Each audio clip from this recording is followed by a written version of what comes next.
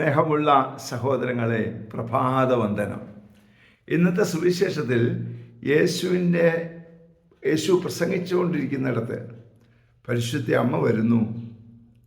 അപ്പോൾ ജനം പറയുകയാണ്, അമ്മയും സഹോദരരും ഇതാ നിന്നെ കാണാൻ വന്ന് നിൽക്കുന്നു എന്ന്.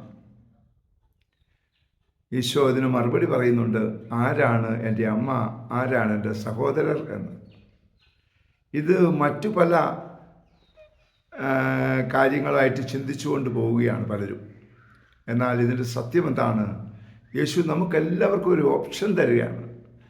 നിനക്ക് യേശുവിൻ്റെ സഹോദരനാകണോ സഹോദരിയാകണോ എങ്കിൽ സാധിക്കും.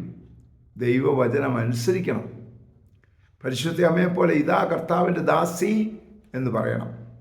നിൻ്റെ വചനം എന്നിൽ സംഭവിക്കട്ടെ എന്ന് പറയണം. നമ്മൾ പലപ്പോഴും ഈശോയുടെ അടുത്ത് പോകുന്നത് നമ്മുടെ കാര്യങ്ങളൊക്കെ നടക്കാനാണ്. എന്നാൽ വിശുദ്ധന്മാർ ജീവിച്ചത് വിശ്വാസത്തിന് വേണ്ടിയാണ്.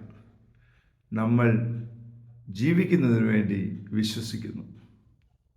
സ്നേഹമുള്ള സഹോദരങ്ങളെ, വിശ്വസിക്കുവാൻ വേണ്ടി ജീവിക്കുവാൻ നമുക്ക് ശ്രമിക്കാം.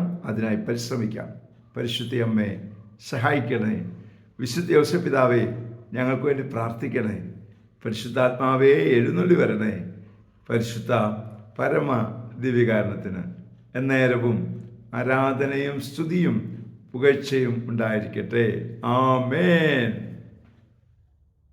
നമ്മുടെ കർത്താവായ യേശുക്രിസ്തുവിന്റെ കൃപയും പിതാവായ ദൈവത്തിന്റെ സ്നേഹവും പരിശുദ്ധാത്മാവിന്റെ സംസർഗവും സഹവാസവും സ്നേഹവും ശക്തിയും കൃപയും എല്ലാ അനുഗ്രഹങ്ങളും സമൃദ്ധമായി നിങ്ങൾ ഏവരോടും കൂടെ ഉണ്ടായിരിക്കട്ടെ, ഇപ്പോഴും എപ്പോഴും എന്നേക്കും. ആമേൻ.